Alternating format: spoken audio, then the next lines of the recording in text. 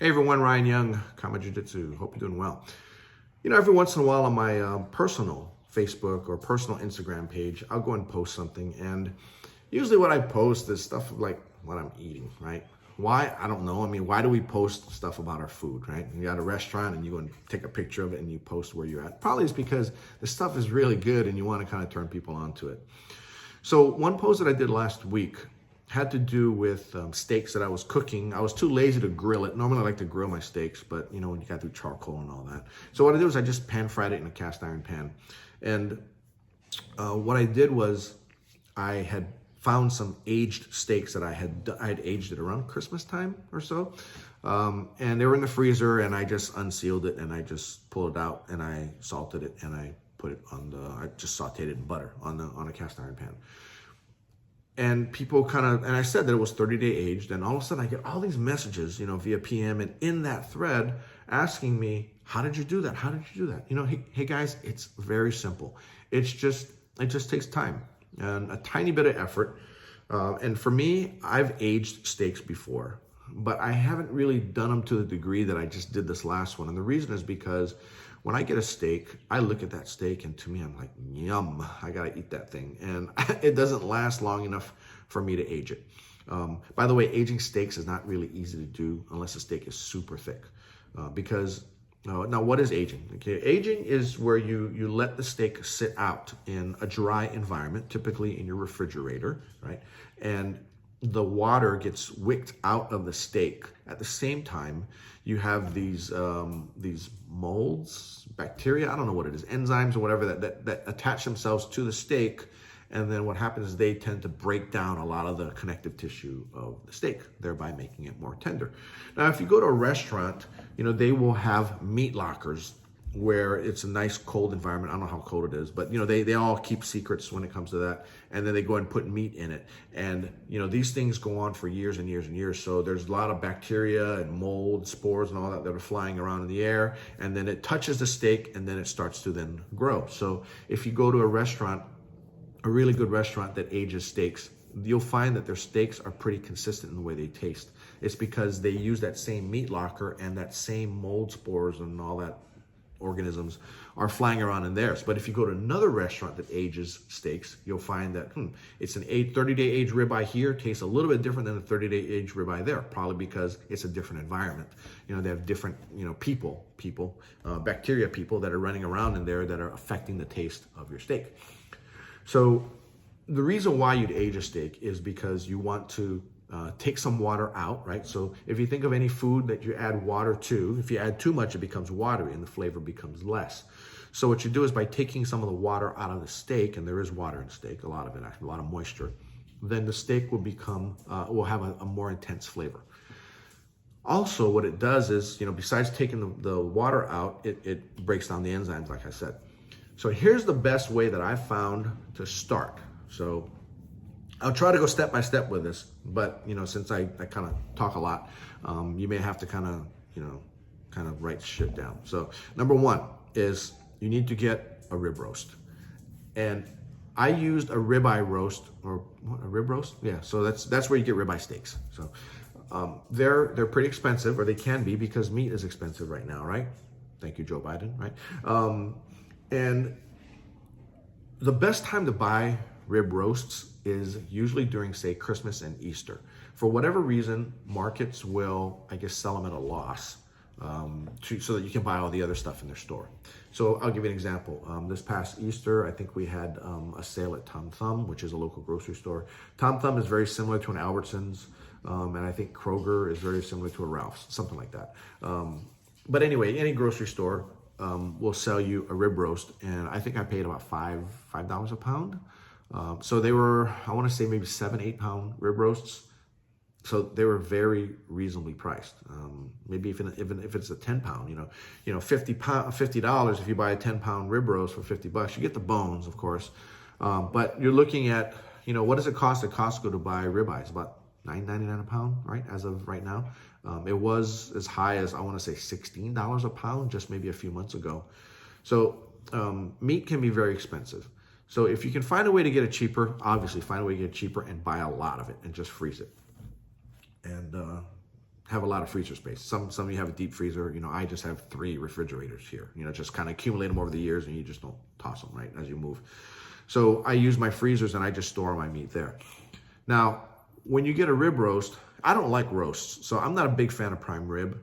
Although Laurie's, you know, has really good prime rib. The reason why I don't like prime rib is because the flavor is not, when you slice it and they slice you the prime rib, then you get flavor only on the outside, and the inside is pink, right? Medium rare, right?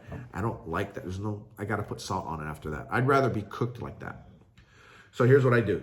I go and age a steak.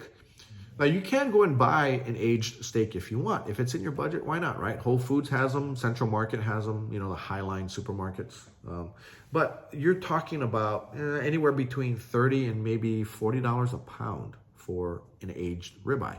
Now, you can age a New York, you can age a filet, you can age whatever you want, right? I just like ribeyes, so I'll do a rib roast. So you buy the roast and you age it. Now, how do you age it? Now, here's where it gets, you know, here's where the rubber meets the road, right, so to speak. You need to buy what's called an Umai bag, U-M-A-I. You also need a FoodSaver, right, or some other kind of vacuum sealer that you have. By the way, what I'm telling you to get, you can get them off of Amazon, and you know, if you're lazy like me, then you can just click the link that I'll try to put on you. If there's a link, click it, and then you can buy it there. If not, then just go search for it. So, you know, Umai bag. Now, what's an Umai bag? It's a FoodSaver type of bag where you vacuum seal food in it. However, it's a membrane. It's not an actual bag. So what's a membrane? A membrane is like Gore-Tex, right? Gore-Tex, you put that in your shoe, and your shoe now becomes waterproof, right? But you ever notice that it's not like putting your foot in plastic, right? Like a plastic bag, because Gore-Tex breathes. So it prevents water from getting into your foot, but the heat from your feet can escape out, thereby making it so your feet don't get all sweaty, right? The same thing happens with an Umai bag. It lets the air circulate through, but it doesn't let the bad characters come in and spoil your food, right? Now, aging your meat, it is gonna smell spoiled. Yeah, and once you have it in your fridge for a while, you're gonna go, ooh, what's that funky smell? It's the meat, right? But don't worry, the meat is still good. It's just going through an aging process. It's going to develop a crust, you know, a hard crust outside that, you know, when you hit it, it's going to do that, right? And it's going to smell kind of funky, right? That's really how I describe it. It's got some mold and all that are on there, but what that does is the mold and whatever bacteria and enzymes that are in there, it's going in to break down the fibers of the meat, thereby making it more tender. Now, what's going to happen is you can do it any amount of times you want. So I've done 2 weeks, and I've done 30 days. Now, here's the thing. You don't want to age a steak. You want to age a roast, because if you age a steak, then when you're done aging it, it's going to shrink, right? So I like, when you buy Costco steaks, I think they'll do an inch, maybe 1.25 inches, which is very typical. I like my steaks a little bit thicker, but you know, when I buy them already cut, that's just what I take. So what's going to happen is the roast will shrink a little bit. I think they say it can shrink about as much as maybe a third. You know, I didn't weigh the roast before and after. In fact, it came with bones, and they partially sliced off the bones, but they still kept it attached. But I just sliced it off, and I aged the meat part, and I kept the bones, and I went ahead and I smoked the bones on my smoker, and I ate it like that. So I had ribs.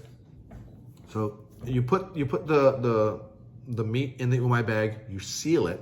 Now, it's not gonna seal like that. It's gonna seal, but it's gonna be kind of loose. And the reason is because it's a membrane, it's not a pure bag. So air can kind of circulate through, but you're just gonna take out whatever air that's in there as much as you can. Whatever your FoodSaver will take out, and then you're gonna put it on a rack.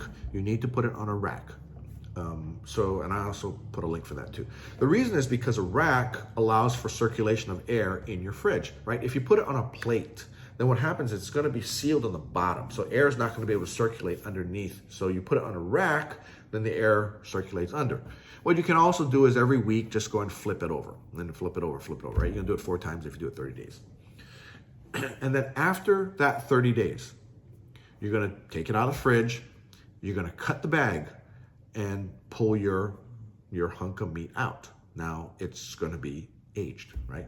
So here's what you're going to do. Before you even slice it, you need to take off the pellicle. The pellicle is the outside portion of all that crusty, funky part, right? You need a sharp knife. to do that. So I've also, a lot of you got shitty knives, right? You got to have good knives because you don't want to cut yourself. At the same time, a good knife will make things a whole lot easier, right? We're going through some construction right now over at our studio here in Texas, and one of my black belts, who's a contractor, he has every tool for everything, and it's like, oh yeah, and he'll use a tool, and it's very easy. Whereas if you don't have the right tool, it works hard. So have a good knife, a good sharp knife. F-Dix is one that was recommended to me, and they make really good knives, and they're not expensive, right? So I put a link for that as well to make it easier for you. Anyway, you're gonna have the roast here, and you're gonna have the edges, outside edges, okay? You're gonna slice off the pellicle there. Now, be careful with it. Don't go too thick. Just take it off bit by bit by bit, because you don't wanna waste the meat on the inside, right? You wanna make it as thin as, make the pellicle slice as thin as possible, but get it all off. Now, don't throw that away. If you have dogs, dogs love that shit. So what I do is I'll give my dogs a little piece here and there. Don't give them too much, but so I'll put it in a bag, I'll Ziploc bag, and I'll throw it in the freezer. And then when my daughter feeds a dog, she'll pull out a piece for each of them and throw it in the bag, right? And throw it in their bowl. So you cut the pellicle off the edges.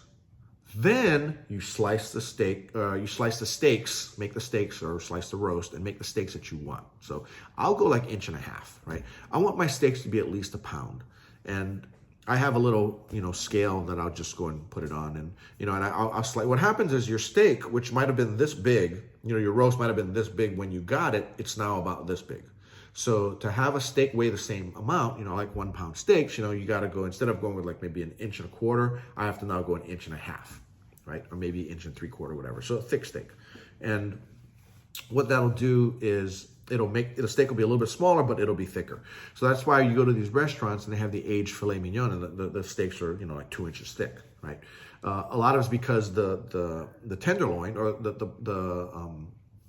the where they get the fillets from, maybe it's like this diameter when you get it, and it all of a sudden becomes like that. That's why aged steaks are smaller, but they're thicker. So once you cut the steak, then you cut the edges off, right? So go back. Step 1, take the roast out of the bag. Step 2, slice the pellicle off of the outside, the faces, the front and the back face. Don't worry about the part that goes around, just the faces. Then you slice into your steaks, lay a steak down, and then cut the edges off. Okay. And then once you do that, I assume you're not going to eat it all in one sitting. So then you're going to need to put them into regular FoodSaver bags, right? So you can seal it and you can throw it back in the freezer. This whole thing about freezing and, you can't refreeze meat. Yes, you can. Think about it. When you buy meat from Costco, it's been previously frozen, right? And then the butchers get it frozen, they slice it up for you, and then they put it out for you. When they put it out for you, you take it home and you freeze it, right? Which means you refroze it, right? So these steaks will be very good. Now, it just kind of depends on what's in your refrigerator, what's in your environment. But then you're getting a little scientific about it, and I'm not a scientific guy, right? So I just want it to be where it tastes good. And that picture that I posted of the 2 that I had in there, I was a little disappointed because they were thinner. I don't know what I was thinking when I made those, but I made them 1 inch thick. And to me, I'm like, is that all it is? But those were Angus steaks, because it was an Angus roast, right? You have choice, you can do choice, right? You can do prime, and you can do Angus, right? Angus is about the same as a choice. I don't think it's a USDA thing. I think it's a cow breed or thing. So you get the Angus cows, and they're good, right? They're to me, they're just like choice steaks. You can also do them grass-fed if you want, but grass-fed tend to be a little bit leaner, but they are better for you, right? And prime, and you can do Wagyu, but I don't have that budget for Wagyu, and I don't even have the budget for prime. So I rarely buy prime meat, but if you can, do it, right? That's the top of the food chain there. But like I said, I just wanted to try it, and they were delicious. They were really good. They were really tender, much better than if you don't age, say, a choice steak from Costco. Especially the center, the round part of the ribeye that is leaner versus the cap, right? The caps are always good. The leaner part, I don't like lean steak, but the center part on the aged one was spectacular. So go ahead and try it. Summary number 1.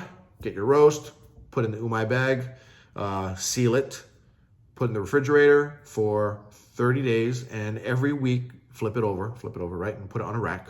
And then when you take it out of the bag, slice it, pull the rack out, take the pellicle off of the edges, the outside edges, and then slice it in steaks, and then take the pellicle off of the edge of the steaks, put it back in regular FoodSaver bags, seal it, and put it in your freezer. And when you're ready to eat it. And when you are, you can either cook it or grill it.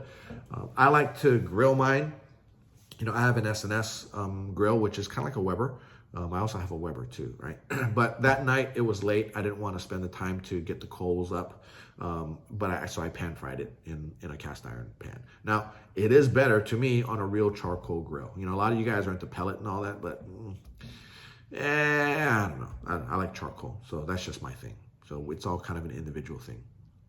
So I hope that kind of helped to kind of give you an idea of how to do this. And I hope I didn't run too fast or ramble on or anything. But looking here, it's about 16 minutes. I did ramble, but I think it was all good information for you. So now if you have any questions, just go ahead and shoot a comment below and I'll see what I can do. Anyway, take care. Bye.